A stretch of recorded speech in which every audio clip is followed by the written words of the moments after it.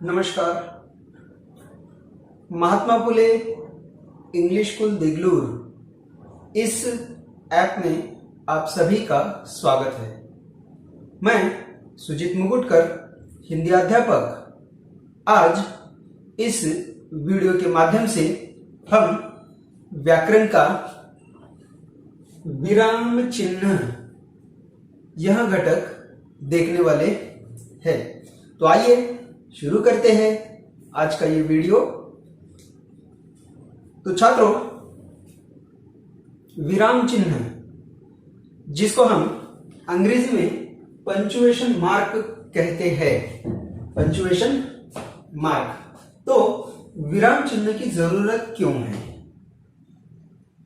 किस लिए है,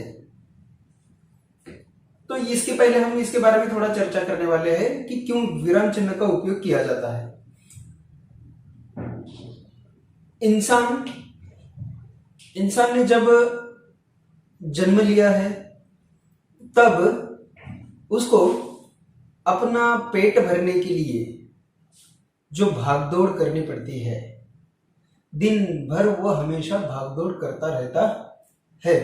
और जब दिन भर की भागदौड़ से जब उसे थोड़ी थकान महसूस होती है तब वो आराम करता है। तो ये आराम का मतलब ही है विराम। अब वो जो हम आराम हमारे जीवन में, मनुष्य के जीवन में, यहां पर भाषा में इसका क्या महत्व है? भाषा में भी इसका बहुत महत्व है।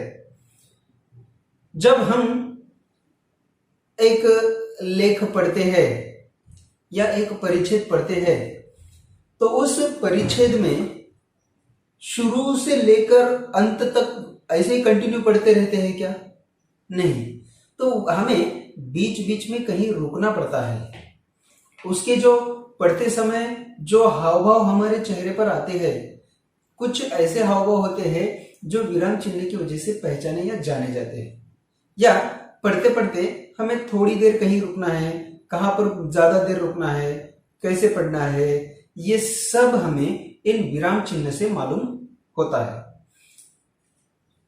अक्सर हमने बचपन में जब हमें ये पढ़ाया जाता था तब एक कहानी सुनाई जाती थी। वो कहानी, एक चोर था, मतलब एक अच्छा पढ़ा लिखा आदमी था। अब उसने क्या किया, पहली बार चोरी की। चोरी करने के बाद उसको पकड़ा गया। पकड़ने के बाद जब पुलिस वालों को ऐसा लगा कि ये पढ़ा लिखा है, अच्छा है, होशियार है, तो इसका करियर क्यों वेस्ट करना, इसलिए उन्होंने क्या किया, उसको थोड़ा समझ देके उसको छोड़ दिया। जैसे उसको छोड़ दिया, उसने और एक बार चोरी की। जब दूसरी बार भी उसको पकड़ा गया तब अब पुलिस वालों ने उसको थोड़ा फाइन लगाया, दंड जिसे कहते हैं, पैसों का, वो भरकर उसे वापस छोड़ दिया गया। जब और एक बार चोरी करता है तो चोरी करने के बाद अब 2 बार उसको छोड़ दिए गए थे, लेकिन अब इस बार उसको छोड़ने उसको सीधा लेके गए कोर्ट में, कोर्ट के सामने। कोर्ट में जज ने भी उसके फ्यूचर के बारे में थोड़ा सोचा और उसकी तरफ से एक कागज पर लिख लिया कि उसको लिखना था। वो मराठी में वाक्य है, वो कौन सा है, क्या है, कैसा है, अब हम यहां पर देखेंगे। वो वाक्य क्या होता था, वो वाक्य क्या था, वो देखो। वो वाक्य ऐसा था, मी चोरी करणार नाही, केल्यास मला शिक्षा करावी, शिक्षा करावी। यह ऐसा मराठी में वाक्य था। चोर बहुत होशियार था, उसे कॉमा देना था यहां पर। अब ये कॉमा मतलब क्या, हम वहां पर थोड़ा रुकते हैं, थोड़ा रोका जाता है। अब उसे देना था यहां पर, मी चोरी करणार नाही, केल्यास मला शिक्षा करावी। लेकिन वो होशियार था, इसलिए उसने यहां कॉमा देने की बजाय कॉमा दिया यहां पर कॉमा दिया। अब इसका अर्थ क्या हुआ? मी चोरी करणार नाही केल्यास मला शिक्षा करावी। अर्थ बदल गया। देखो क्या लिखना था, कॉमा कॉमा की जगह बदल गई, पीछे जाने का पहले कॉमा दिया और उस वाक्य का पूर्ण अर्थ बदल गया। ये वाक्य कैसा हुआ? मी चोरी करणार नाही केल्यास मला शिक्षा करावी। अब ये जब पहली बार उसको ऐसे लिख के लिए छोड़ दिए और वो चोर होशियार था इसलिए और उसने चोरी की और उसको कोर्ट में लाया गया। उसको अब जबरदस्ती उसने जज ने पूछा कि पिछले बार तुमने लिख के दिया था, वो कहता है कि हाँ मैंने लिख के दिया था, तो फिर क्यों चोरी किया? उसने बताया कि मैंने जो लिख के दिया वो देखो पहले। जब उसका जो कागज निकाल के देखे तो वो फर्क इनको समझ में आया। और ये एक कहानी के तौर पर है, वो जाने दो, अब जो हुआ क्या नहीं वो बाद में। सिर्फ हमें यहाँ पर इतना ही देखना है कि एक कॉमा की जगह बदलने से वाक्य का जो अर्थ होता है वो पूरा चेंज हो गया। वाक्य के अर्थ में पूरा बदल हो गया। तो इस तरह ये बदलाव, ये मराठी में वाक्य। अब हम यहाँ पर हिंदी का वाक्य देखेंगे। यहाँ पर हमने 2 वाक्य लिखे हुए हैं। 2 वाक्य, अर्थ एक ही है, मतलब सब में शब्द एक ही है दोनों में भी, सिर्फ कॉमा की वजह से उसमें बदलाव कैसे हुआ वो हम यहाँ पर देखने वाले हैं। पहला वाक्य है रोको मत जाने दो, रोको मत जाने दो, और दूसरा वाक्य है रोको मत जाने दो। कॉमा पहले इसमें यहां पर कॉमा आया और दूसरे इसमें यहां पर कॉमा आया। यहां पे कॉमा आने की वजह से इसका अर्थ अलग है, यहां पे कॉमा आने की वजह से इसका अर्थ अलग है।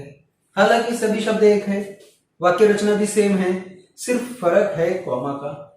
तो ये हमें ध्यान से देखना है और यही विराम चिन्ह का महत्व माना जाता है कि किस तरह एक कॉमा जो आगे का पीछे या पीछे का आगे हो गया तो किस तरह उसका अर्थ बदलता है, यही हमें यहाँ पर सीखना है। तो देखो ये विराम चिन्ह का बहुत महत्व होता है, इसलिए जहां कहीं भी हम उसको यूज करते हैं या उसको उपयोग में लाते हैं तो हमें क्या करना है, थोड़ा ध्यान से अच्छी तरह से पढ़कर उसका उपयोग करना है। आइए सबसे पहले विराम चिन्ह की परिभाषा अब मैं यहाँ पर आपको बताने वाला हूं। विराम चिन्ह की परिभाषा क्या है? देखो वाक्य पढ़ते समय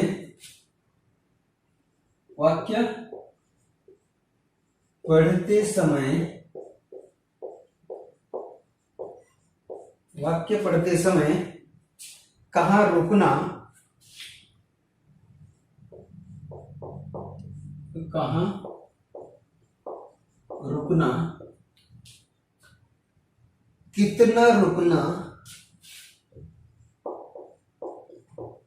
कितना रुकना, वाक्य का भाव कैसे प्रकट करना, वाक्य का भाव कैसे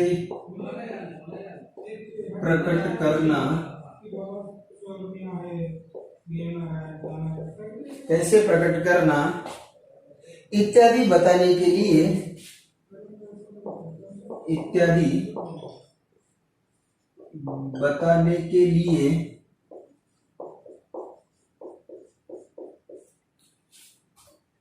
जिन विविध चिन्हों का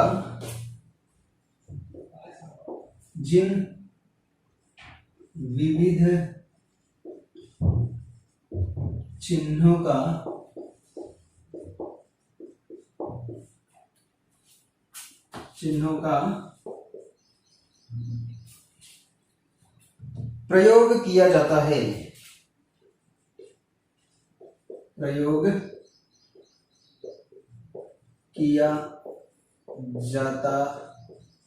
है,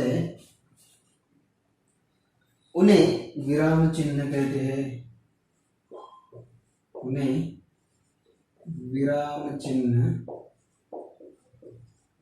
कहते हैं। तो छात्रों यह है विराम चिन्ह की परिभाषा। विराम चिन्ह की यह परिभाषा।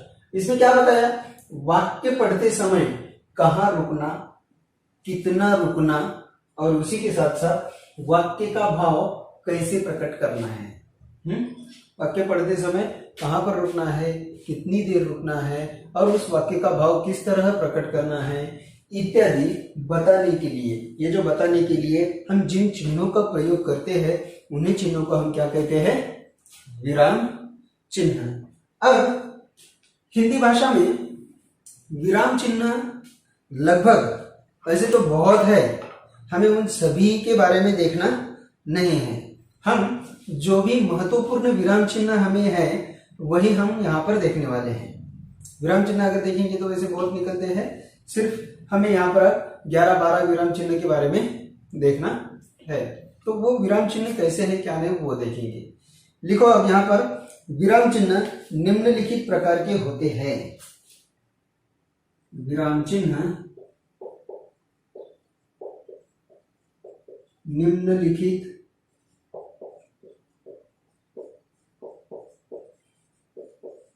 प्रकार के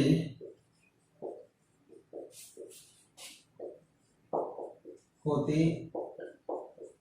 हैं। उसमें से सबसे पहला अगर हम देखेंगे तो वो पहला प्रकार है पूर्ण विराम।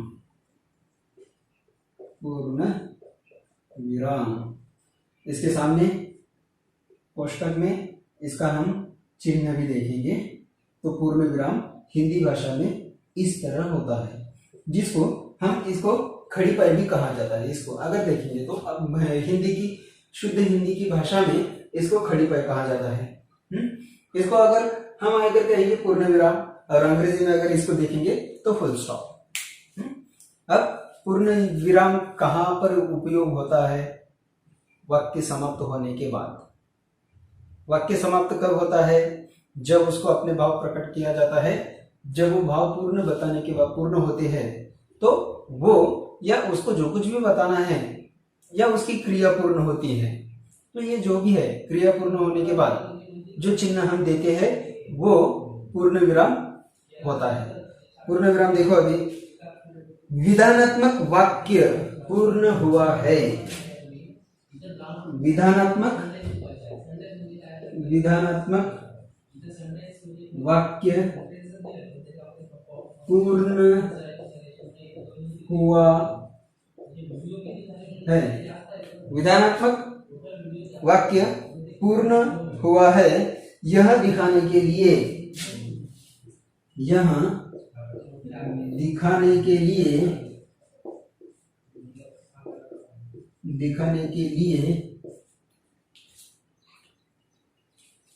यह दिखाने के लिए जिस चिन्ह का प्रयोग किया जाता है, जिस चिन्ह का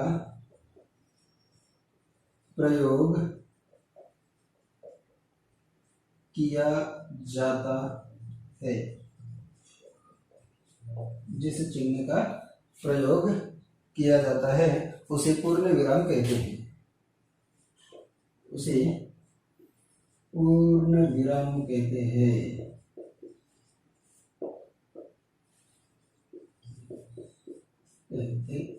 तो यह है पूर्ण विराम की परिभाषा। पूर्ण विराम, विधानात्मक वाक्य पूर्ण हुआ है। विधानात्मक वाक्य हमने इसके पहले वीडियो में देखा हुआ है, वाक्य के भेद में। तो विधानात्मक वाक्य क्या होता है, तो यहाँ पर पूर्ण विराम कब दिया जाता है, विधानात्मक वाक्य पूर्ण हुआ है, यह दिखाने के लिए जिस चिन्ह का उपयोग किया जाता है या जिस चिन्ह का प्रयोग किया जाता है उसे पूर्ण विराम कहते हैं। अब उदाहरण के तौर पर एक वाक्य हम यहाँ पर देखेंगे, चित्रा ने सोती हुई अरुणा को झकझोर कर उठा दिया। जैसे उदाहरण के तौर पर देखो, जैसे चित्रा ने सोती हुई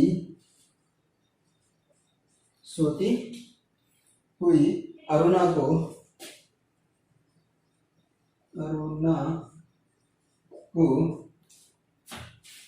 झकझोरकर, झकझोरकर, झकझोरकर उठा दिया, उठा दिया। और यह है पूर्ण विराम। इसको ऐसा एक उदाहरण, यही उदाहरण नहीं है, हम बहुत सारे उदाहरण यहाँ पर देख सकते हैं। जो भी उदाहरण हमें चाहिए, विद्यालय, छात्र विद्यालय जा रहे हैं, या ऐसे कौन से भी जहां पर पूर्ण विराम आता है, जो भी विधानात्मक वाक्य होते हैं वो सभी अंत में पूर्ण विराम दिया जाता है। इस तरह से ये हुआ पहला प्रकार पूर्ण विराम। अच्छी तरह से देखना है, समझना है और लिखना है। हम हर एक विराम चिन्ह का नाम, उसके सामने कोष्टक में उसका चिन्ह, और फिर उसके बाद उसकी परिभाषा और एक उदाहरण, यहाँ पर हम हर एक शब्द देखने वाले हैं, एक। तो ये हुआ पहला।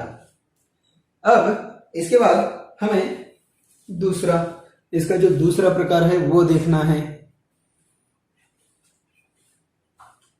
दूसरा प्रकार अल्प विराम। अल्प विराम क्या होता है, कैसे होता है, वो भी हम यहाँ पर देखेंगे अल्प विराम के बारे में।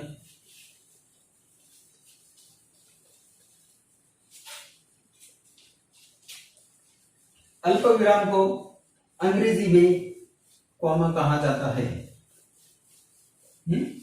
अल्प विराम को अंग्रेजी में कॉमा कहा जाता है। विराम चिन्ह प्रश्न पत्रिका में 1 अंक के लिए आने वाला ये प्रश्न है। यहाँ पर उचित जगह उचित विराम चिन्ह हमें देने हैं, चाहे जो कोई भी है, वाक्य पढ़कर उसके भाव समझकर, वाक्य पढ़ते समय एक या दो बार अच्छी तरह से पढ़ना है, और उसे उचित जगह पर हमें पूर्ण विराम देने हैं। इसके लिए पढ़ते समय थोड़ा ध्यान से पढ़ना पड़ेगा। जो भी वाक्य परीक्षा में दिया गया है उसे 1-2 बार बार ध्यान लगाकर पढ़ना है। सबसे पहले ये बात याद रखो, जब हम अच्छी तरह से ध्यान देकर उसको पढ़ेंगे तो हमें वो अच्छी तरह से समझ में आएगा कि हमें उचित जगह विराम चिन्ह कैसे देना है। तो अभी यहां पर देखेंगे दूसरा अल्प विराम।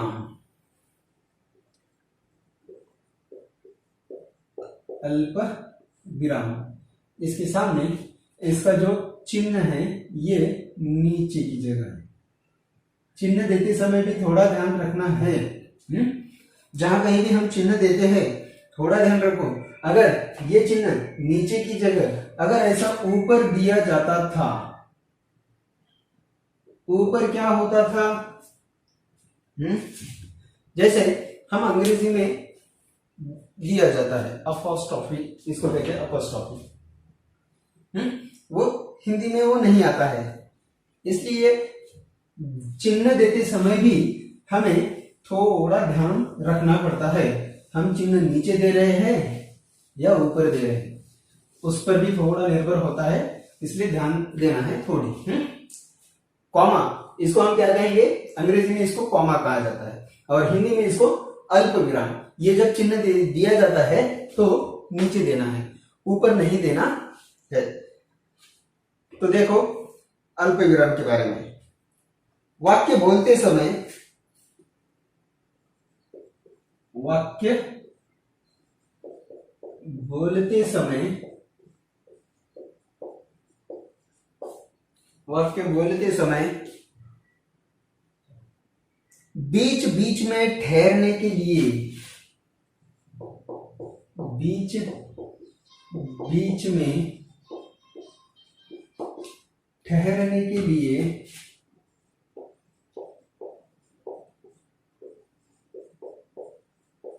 बीच बीच में ठहरने के लिए जिस चिन्ह का प्रयोग किया जाता है, जिस चिन्ह का प्रयोग किया जाता है,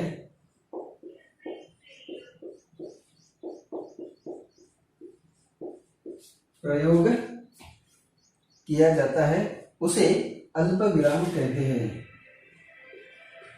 उसे अल्प विराम, अल्प विराम कहते हैं। तो ये देखो, ये है इसकी परिभाषा। क्या बताया? वाक्य बोलते समय बीच बीच में ठहरने के लिए जिस चिन्ह का प्रयोग किया जाता है उसे अल्प विराम कहते हैं। जैसे कि अभी हमने शुरू दो वाक्य देखे थे, कॉमा की जगह, कॉमा मतलब क्या है, थोड़ी देर हमें वहां पर रुकना है, और कॉमा उचित जगह अगर नहीं देते हैं तो वाक्य का पूर्ण अर्थ बदल जाता है। इसलिए कॉमा देते समय थोड़ा ध्यान में रखना है। अब इसका उदाहरण देखो। उदाहरण जैसे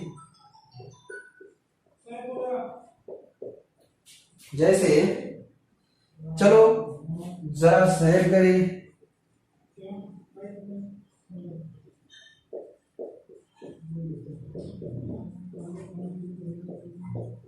यह है वाक्य। यहां पर क्या दिया? कॉमा यहां पर है। चलो जहां पर कॉमा दिया हमें क्या करना है? वहां पर थोड़ा रुकना है। चलो जरा सैर करें।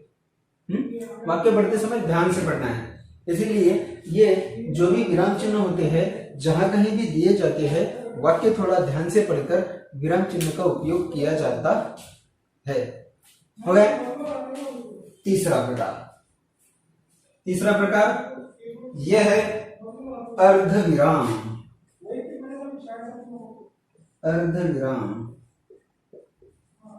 सेमीकोलन, इसका चिन्ह ये इस तरह से है, ऊपर बिंदी और नीचे कॉमा। इसको क्या कहेंगे? अर्ध विराम। अब इसका उपयोग भी बताएंगे कैसा है क्या नहीं। इसका उपयोग देखो, वाक्य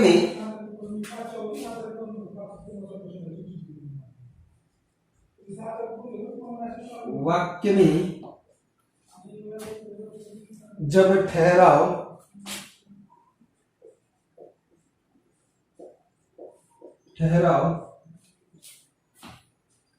अल्प विराम से अधिक, अल्प विराम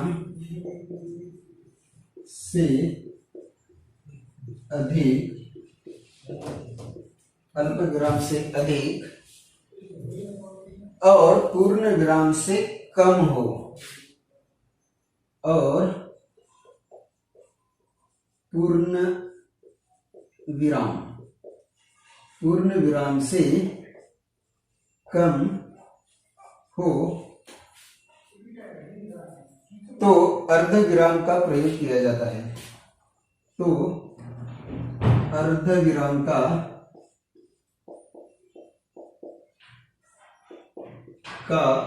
प्रयोग किया जाता है। देखो यह है इसकी परिभाषा, अर्ध विराम। ये क्या है? अर्ध विराम समझना है। अल्प विराम मतलब कॉमा, अर्ध विराम मतलब सेमीकोलन। अब अर्ध विराम का प्रयोग हम कहां करते हैं? वाक्य में जब ठहराव अल्प विराम से अधिक, ये बात याद रखो, अल्प विराम से अधिक पूर्ण विराम से कम, अल्प विराम से अधिक पूर्ण विराम से कम हो तो अर्ध विराम का प्रयोग किया जाता है। वाक्य पढ़ते समय हमने पूर्ण विराम के बारे में देखा हुआ है। पूर्ण विराम जहां कहीं आया हम थोड़ी देर रुकते हैं। थोड़ी देर मतलब इन दोनों से ज्यादा। थोड़ी देर मतलब क्या? अल्प विराम और अर्ध विराम से थोड़ा देर हम ज्यादा वहां पर रुकते हैं। अब अर्ध विराम मतलब क्या? जितना हम अल्प विराम के लिए रुकते हैं, जितना हम पूर्ण विराम के लिए रुकते हैं उससे कम। अल्प विराम से ज्यादा और पूर्ण विराम से कम, तो वहां पर अर्ध विराम का प्रयोग किया जाता है। जैसे उदाहरण के तौर पर देखो, हम आपसे कितना भी लड़े, जैसे हम आपसे कितना भी लड़े,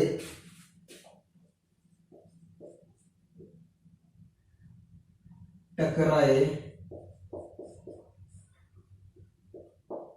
लड़े टकराए पर बाहरी शत्रु के सामने एक है।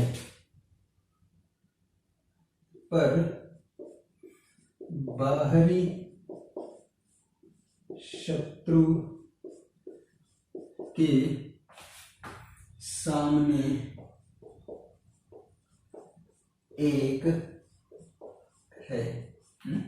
यह है उदाहरण। थोड़ा थोड़ा ध्यान देके पढ़ना है और समझना है कि जो भी बताया अल्प विराम से अधिक और पूर्ण विराम से कम, तो वाक्य देखो अभी, हम आपस में कितना भी लड़े टकराए पर बाहरी शत्रु के सामने एक है। ये जो वाक्य, अब ये ऐसे जहां पर हमें रुकना है, यहां पर ये जहां कहीं भी चिन्ह आते हैं हमें थोड़ी देर के लिए रुकना है। थोड़ी देर मतलब कॉमा से ज्यादा, अल्प विराम से ज्यादा और पूर्ण विराम से कम। ठीक है, हो गए ये तीन प्रकार आ गए समझ में। ठीक है, इसके बाद के नेक्स्ट वीडियो में हम देखेंगे। तब तक के लिए धन्यवाद। घर पर रहे, सुरक्षित रहे।